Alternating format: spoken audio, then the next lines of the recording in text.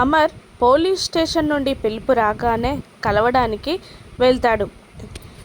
SI దగ్గరికి వెళ్ళి చెప్పండి పిలిచారంట అనగానే సెల్యూట్ చేసిన ఎస్ఐ అది సార్ రణ్వీర్ మీతో మాట్లాడాలి అనుకుంటున్నాడు అనగానే అవునా అని కాస్త షాక్ అవుతాడు అమర్. అవును సార్ మీకు తన భార్య గురించి చెప్తాడంట అని అనగానే అవునా అని అంటూ ఇంట్రాగేషన్ రూమ్లోకి వెళ్ళి రణ్వీర్ చైర్కి ఎదురుగా ఉన్న చైర్లో కూర్చుంటాడు అమర్.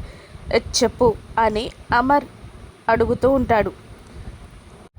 నీకు నా భార్య ఎవరో తెలియాలి అంతే కదా అని రణ్వీర్ అడుగుతుండగా అవును అంటాడు అమర్. చెప్తాను నా భార్య ఎవరో చెప్తాను, నా కూతురి కోసం చెప్తాను అని రణ్వీర్ అంటూ ఉండగా చెప్పు అంటాడు అమర్.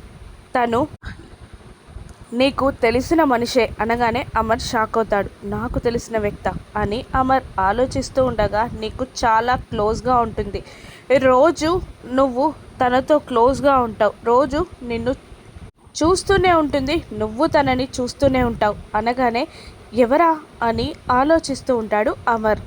నీ నుండి నన్ను చాలాసార్లు కాపాడింది తను, అప్పుడు కూడా తను నీ పక్కనే ఉంది అని కొన్ని హింట్స్ ఇస్తూ ఉంటాడు. మనోహరియే తన భార్య అని అమర్కి రణ్వీర్. అమర్ రణ్వీర్ మాటల్ని ఒక్కొక్కటిగా లింక్ చేసుకుంటూ తన చుట్టుపక్కల తనకి క్లోజ్గా ఉండే వ్యక్తులు ఎవరా అని ఆలోచిస్తూ ఉంటాడు అమర్. రణ్వీర్ డైరెక్ట్గా మనోహరి నా భార్య అని అమర్కి చెప్పేస్తాడా?